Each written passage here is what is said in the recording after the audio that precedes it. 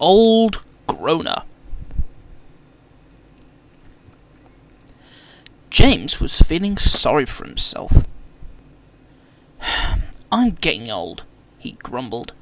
I can't get about like I used to. It's all right for you younger ones, but my wheels are getting stiff. Edward, Gordon and Henry had all been on the Fat Controller's railway longer than James, but they didn't say so. At last, Henry tired of James's complaints. Poor old Groaner, he said. It's no use you just sitting there moaning. Why don't you tell the Fat Controller that you're past it? But James didn't like that idea. Not all old engines, so he had heard, were preserved. Some, they said, were sold for scrap. James shuddered. He decided not to take a chance on it.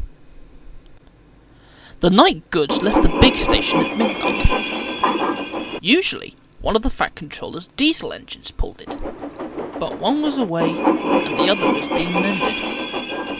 James had to take it instead, and he grumbled like anything.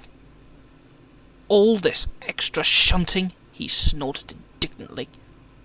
2 days later, an inspector came to the shed. People who live near the yards are complaining, he said. They say there's a sort of groaning noise which keeps them awake. I don't remember hearing anything, said James's driver. We were there until midnight. That's right, agreed the inspector. That's when they say it stopped. It's probably only James moaning and groaning about extra shunting, suggested Henry. Oh, shut up, retorted James.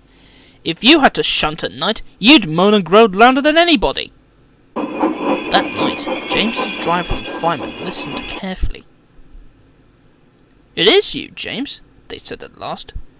Your brake blocks aren't holding your wheels properly, and when they rub against each other, they make a groaning sound. The Fat Controller acted at once. I cannot have complaints about my railway, he ordered.